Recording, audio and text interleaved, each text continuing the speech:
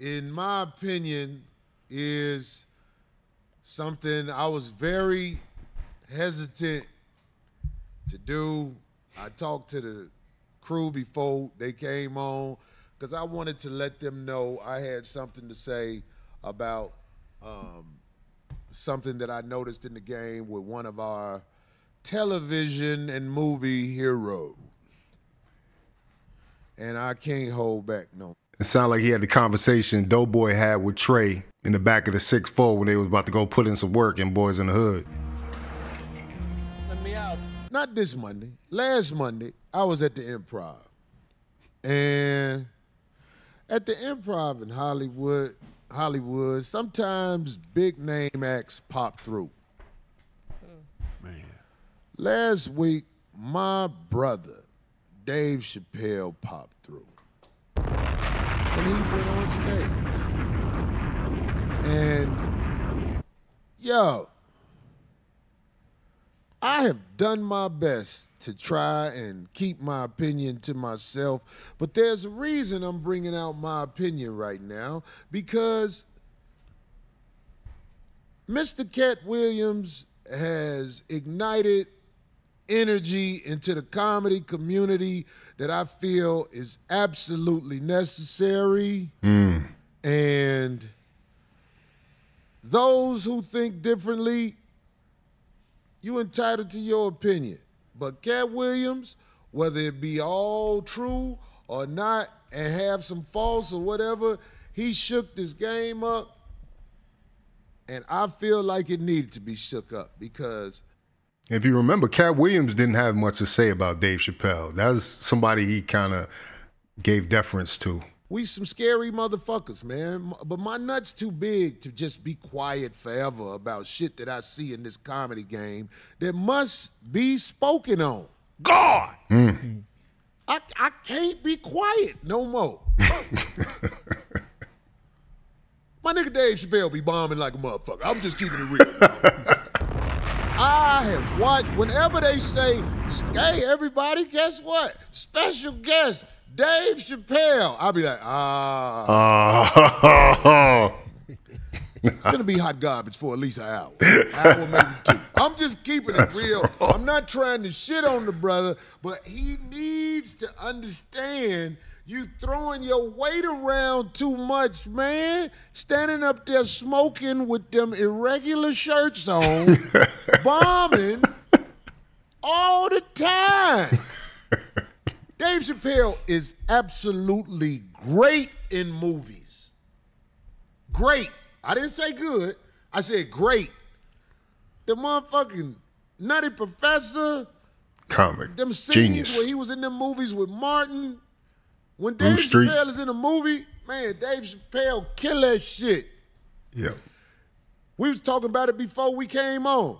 The Chappelle show was so good and entertaining. The Chappelle show, they was selling it in the barbershop. That is a bar in itself. You know, I think Dave Chappelle is definitely one of the best comedian/actors of this generation, hands down, and writers, you know, because he's got a right to be on that TV show. That TV show, hands down, was one of my favorite shows. You know, it was right up there with In Living Color. You know, I was in the certain years of SNL. But yeah, Dave Chappelle has been consistent in how he shows up in guest appearances. I even remember him Undercover Brother. I was like, who is this? You know, way back then. Yeah. That's going way back. Yeah. They were selling the TV show in the barbershop. Bootleg. Give Dave Chappelle his flowers. Stand up. God damn. This man has so much power because of what he's done in movies and TV that he can go in any comedy club. They're going to put him up because he's Dave Chappelle.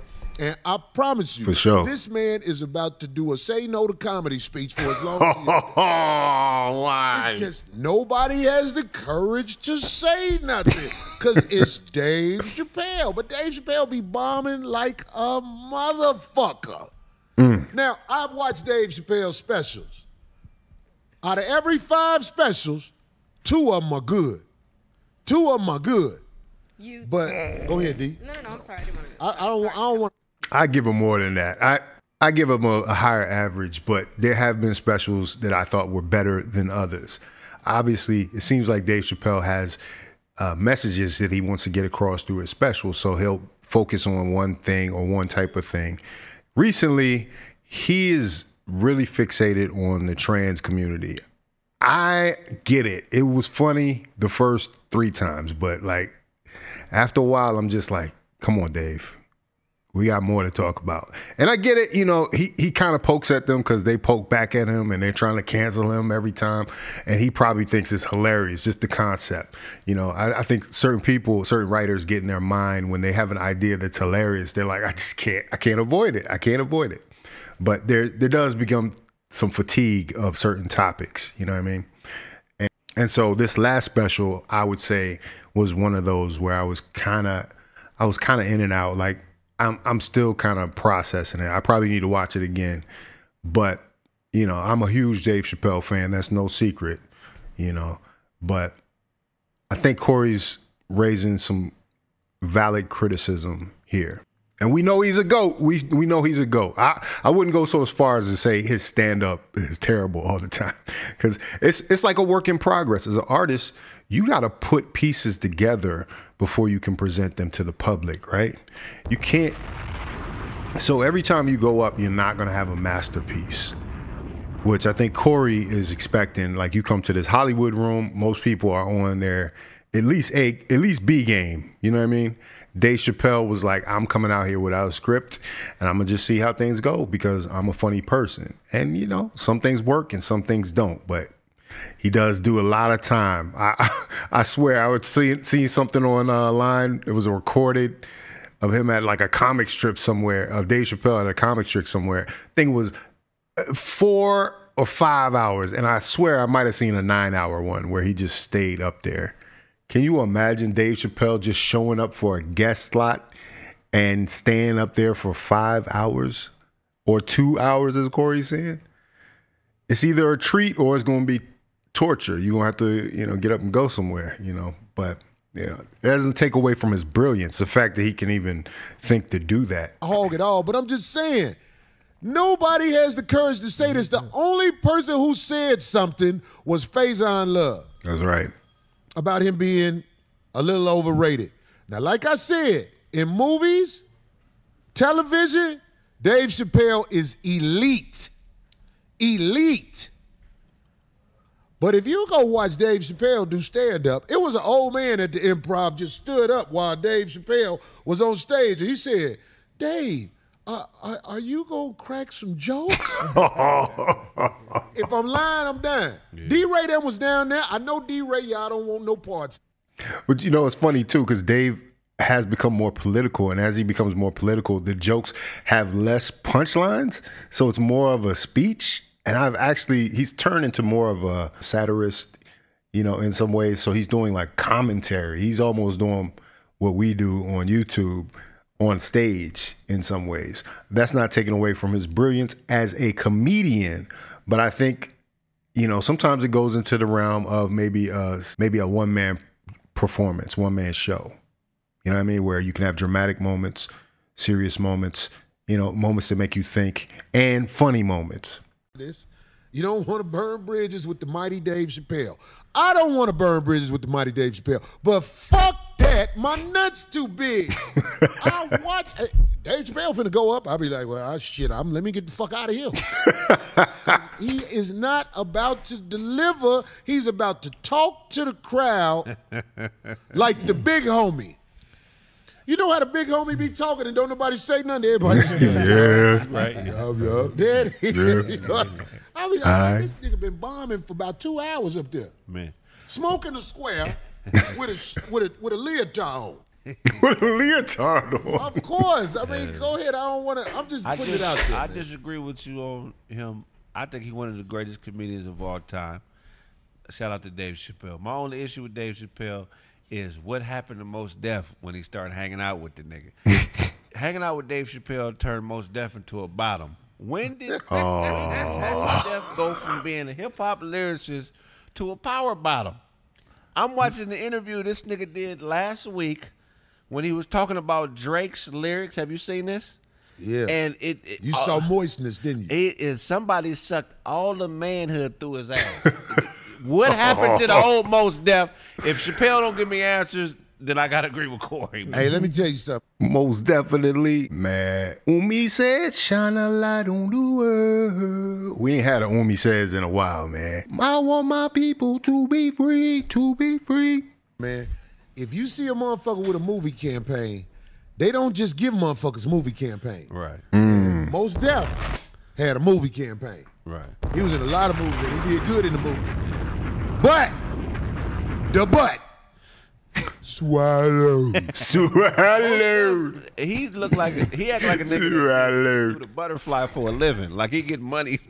Niggas throw money and he's doing the butterfly. You man. stupid That nigga. nigga. What happened? Oh, I don't man. want people to think I'm hating, but see, listen, man. I've said this before. I'm in these comedy streets. Some comedians don't even see me because I don't be in the showrooms. Every once in a while, I peep in.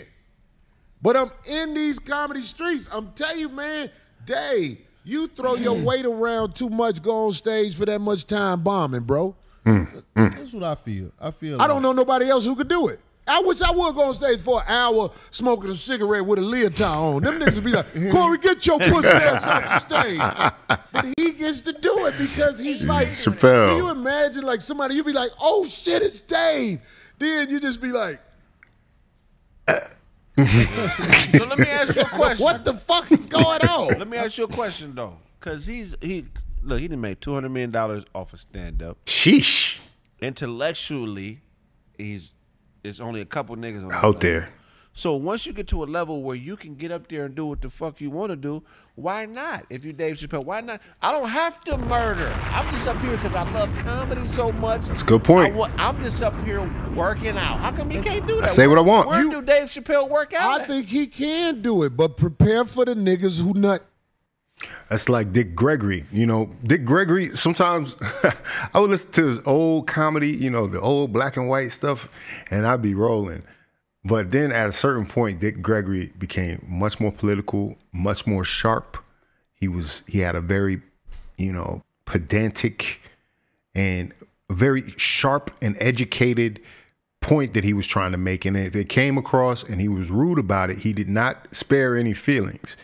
And I think Dick Gregory is one of our comic geniuses out here. And maybe it's something that when you evolve to a certain level as a comic and you become so conscious and so aware of everything that's around you and speaking on culture, and you also have the pass of, that comedy affords certain people, Corey included, you know, where if you tell it in a joke, a lot of times it's more palatable for people to hear it, you know.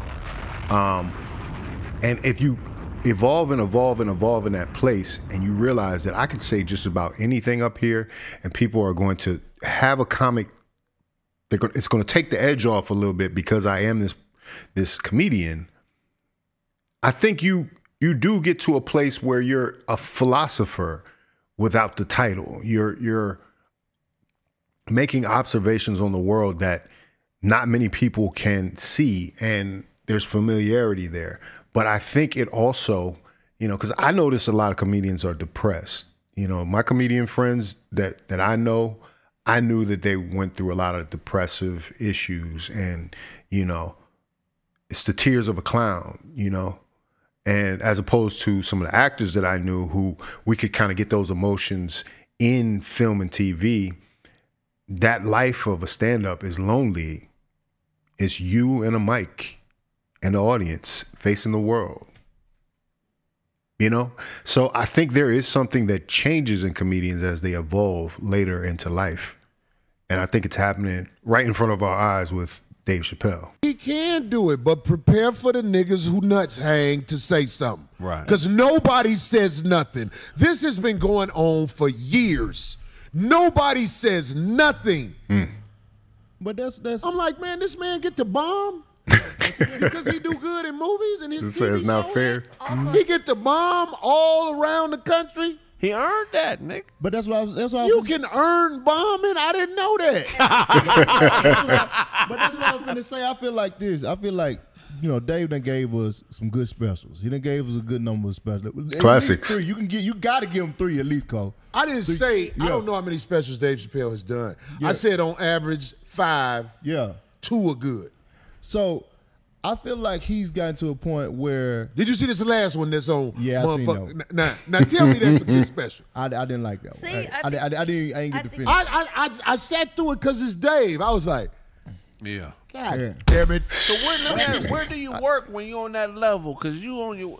Where do you niggas work on new shit? And not only Look, it ain't about work. I think in one of the interviews with Cat Williams, I think it was Club Shay Shay, Cat Williams would talk about writing his jokes in his house.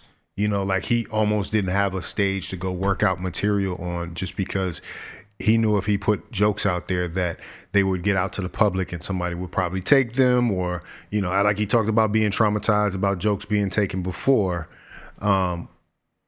Yeah, because once you rise to that top level, they're expecting you to have that heat coming, And if you are out there in the open, like most comedians, getting feedback from the audience, seeing what works, seeing what doesn't work, I think you're in a rough position because you can't go out there and not be brilliant, because you got a reputation to uphold. But what happens a lot of times is you can't be on 100 every game. Let's just put it like that, And that's hard, This is real criticism. I think this is actually love coming from Corey because he's willing to tell his perspective to somebody like Dave Chappelle. On new shit. It's about motherfuckers on stages with goats up there. Fuck that, nigga. Fuck that. I'm not finna let that ride. That's hot garbage, nigga. Well, he made fun of that. That was actually one of the best parts of that whole thing when he made fun of I Kevin see. bringing that Chappelle strikes me as the type of dude where if he heard this, he wouldn't be mad at it. Right. Right. I think the same thing. He would see your point. But also, feel like like- I say, I think also Criticism. I just wanna know what happened to Mos all Def. you guys are comics, so I Stuck think on Mos. you guys are extra critical.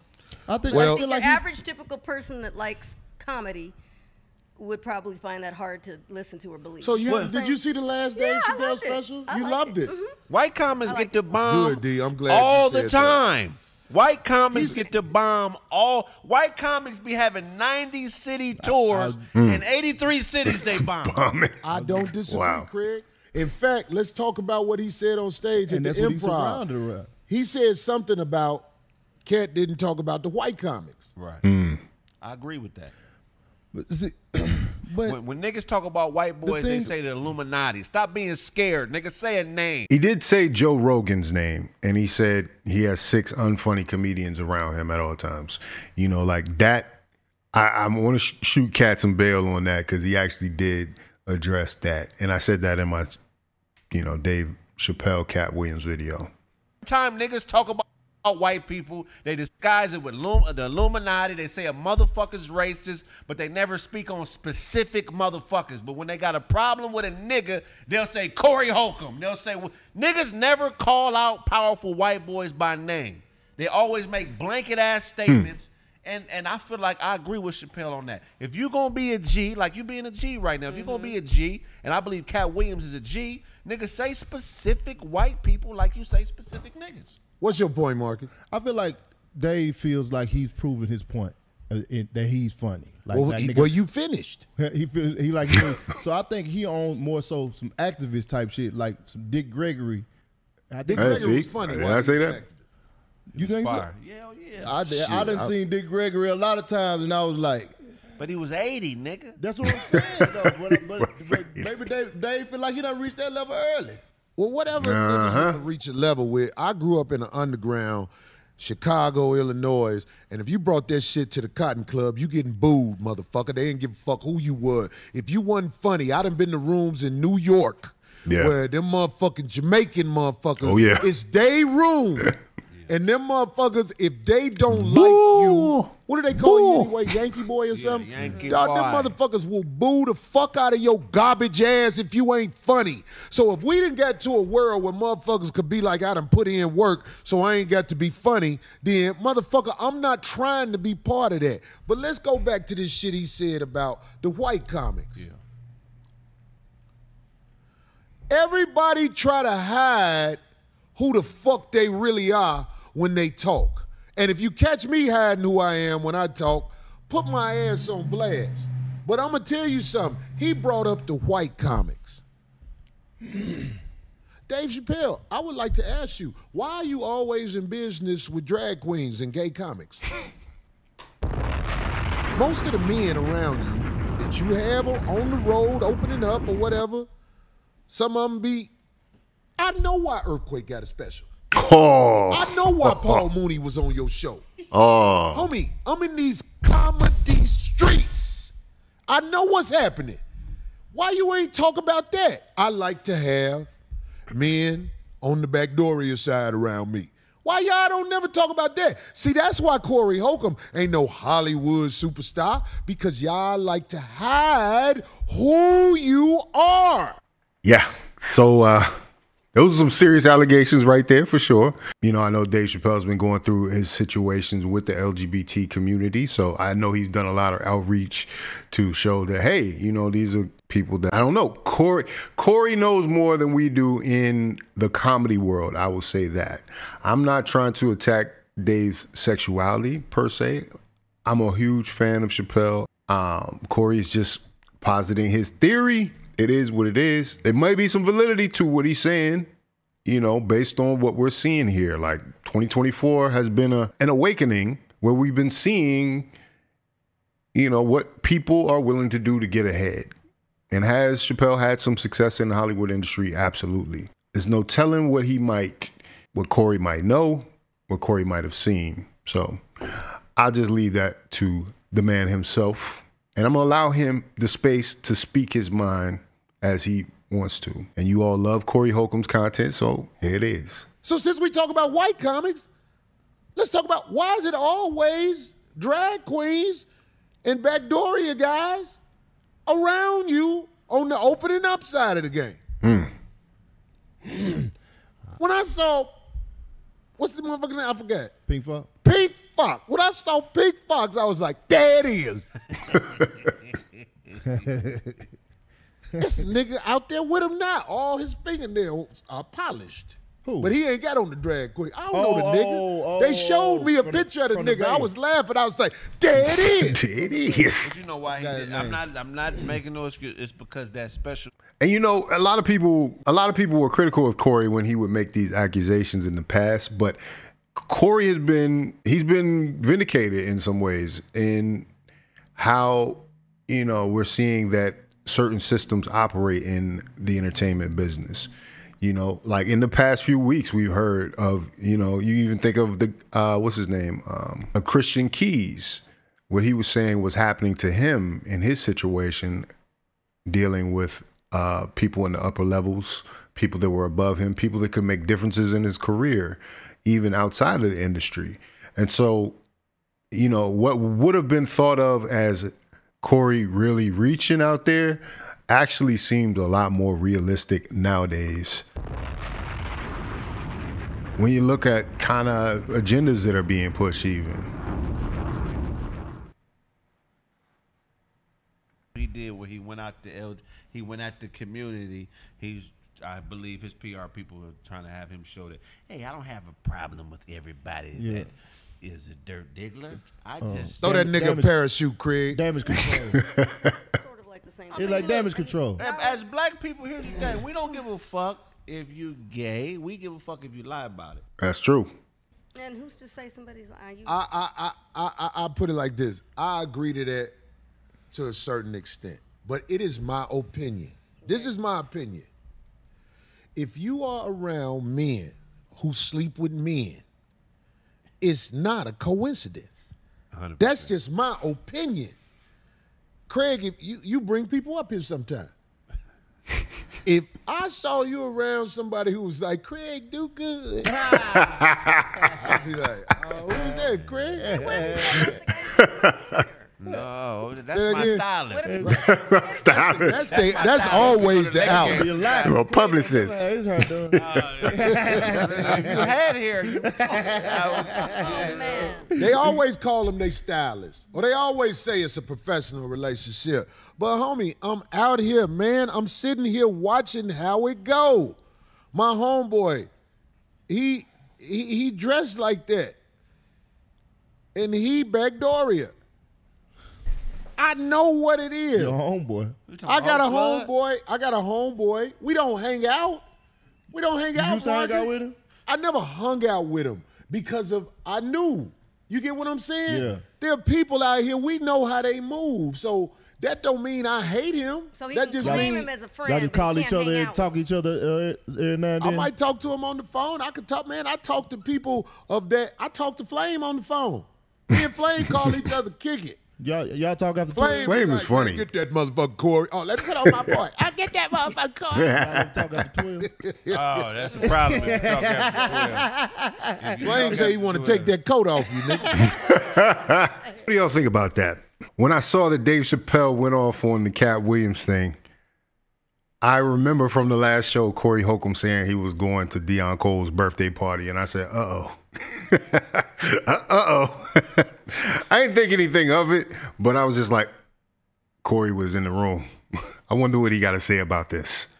And if you remember, he was also critical of Cat Williams, the interview in itself. I think Corey brings up some good points, especially about, having a platform that is so large that you've transcended having to do well. Like there's a lot of comedians in the beginning that were just, they felt like they have to impress at all times instead of actually crafting their material and taking time to build and act.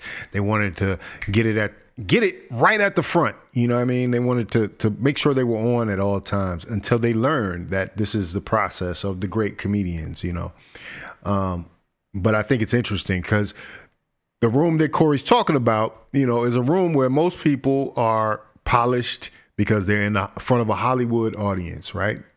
Improv is a professional establishment. So then when you come in there and you see somebody like Chappelle, like you said, you get excited.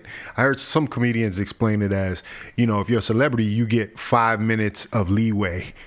Of just people just being excited to see you and be like, oh, that's that guy off of that thing. But they's like, after 5 minutes, if you don't have some punchlines and some jokes, the fatigue grows and people start to turn on you as a comedian.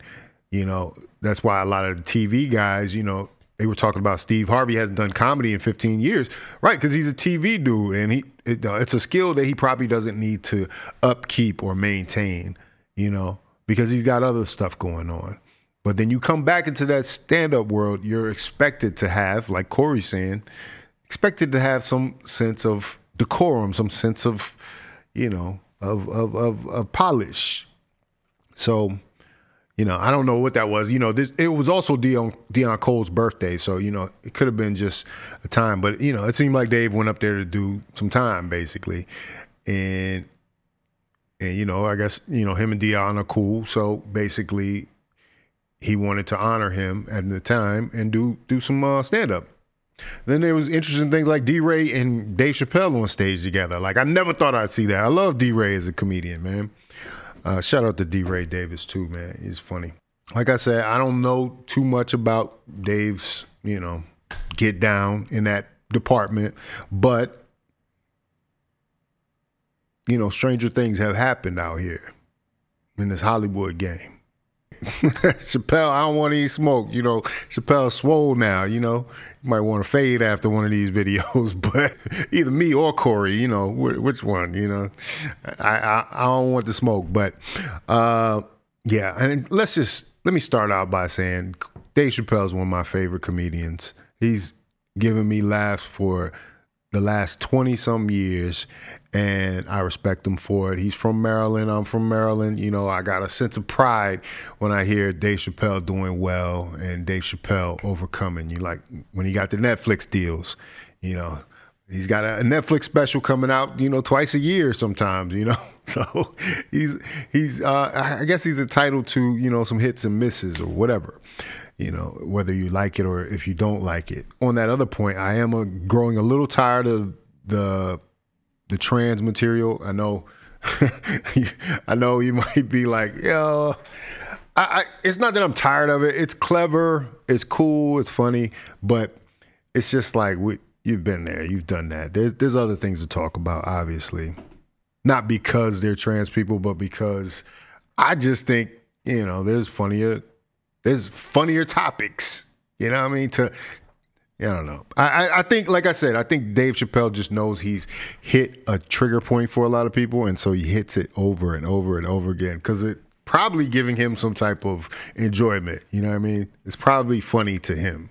But for the most part, Corey doesn't pull any punches, man. You know this about Corey Holcomb. And like I said before, I believe Corey Holcomb is a person that could say these things to somebody on Dave Chappelle's level, and they might take heed and listen and be like, hey, you know what?